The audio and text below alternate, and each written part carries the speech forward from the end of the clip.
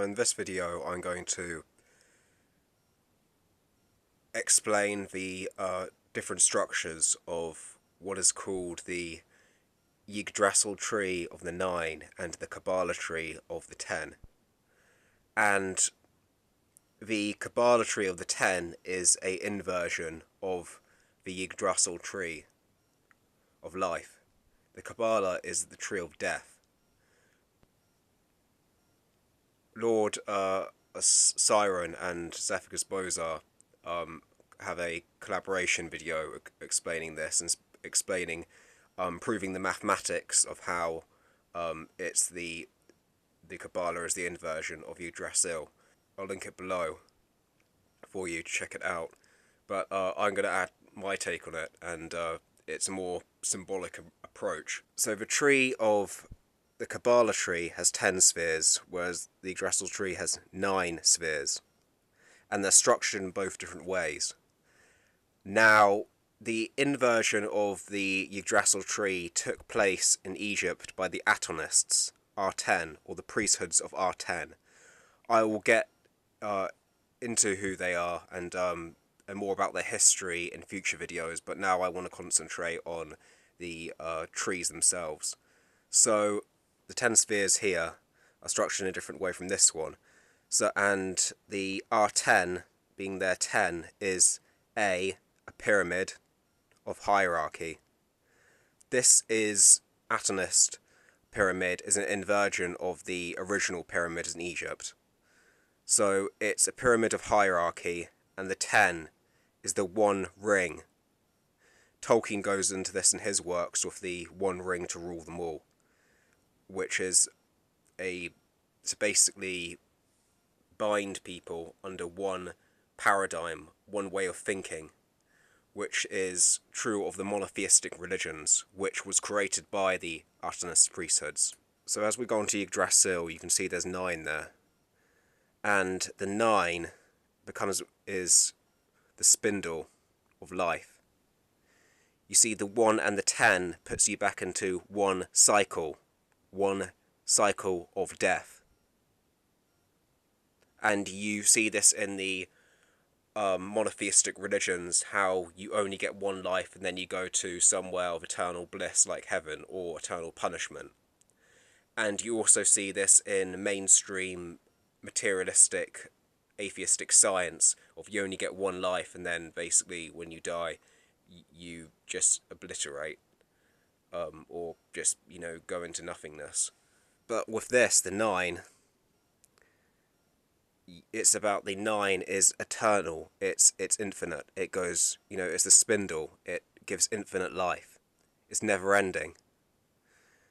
And so also with the 2 trees, you got and remember that both of these trees are both universal. Yggdrasil is not just exclusive to the Norse peoples. It's a universal tree. Of course, the terms and semantics to explain the different worlds in the 9 tree and the symbolism around it in the Norse tradition is exclusive, but the structure in itself is universal. And the same with this one. This is not exclusive. The Kabbalah is not exclusive to Judaism. Obviously in the of Judaic religion, the terms and semantics are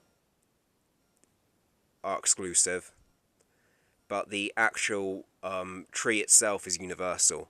So the structures in themselves are universal.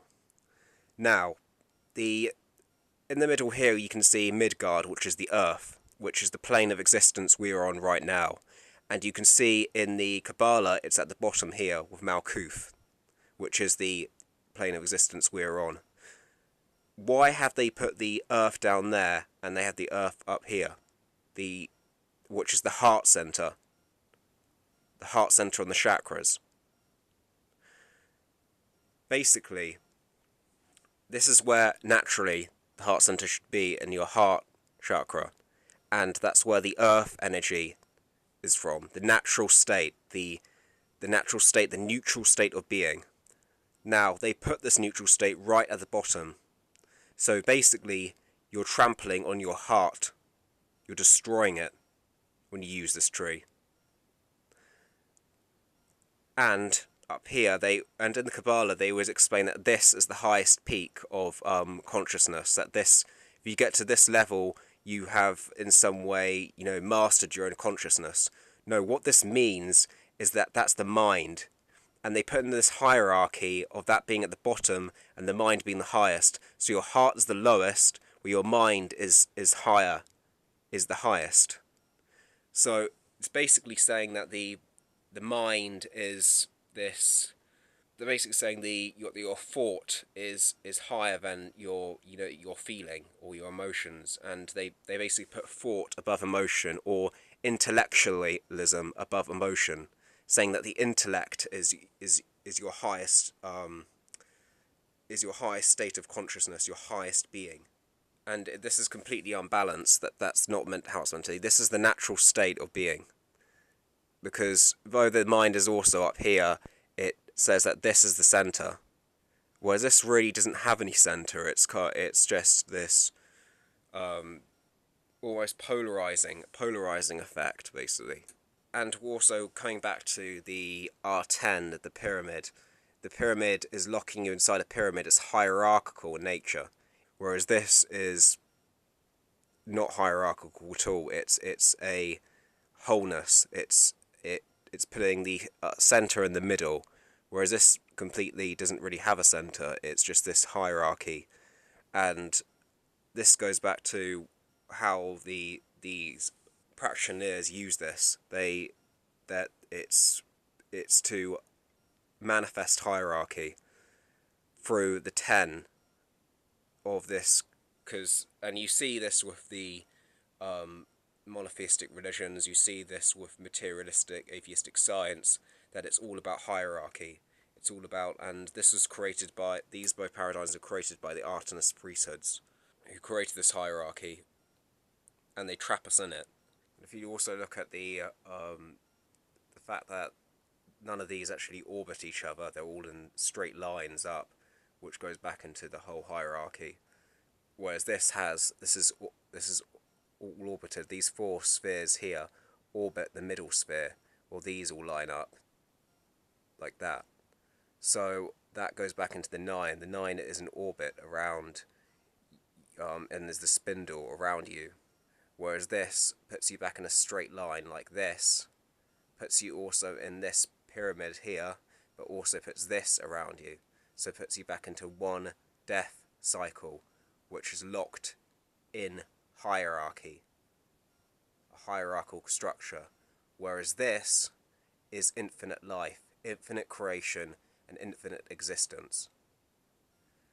And so the people who are practicing this are not only if they use their magic and crafting on other people, they're using it on other people, yes, but they're also using this on themselves.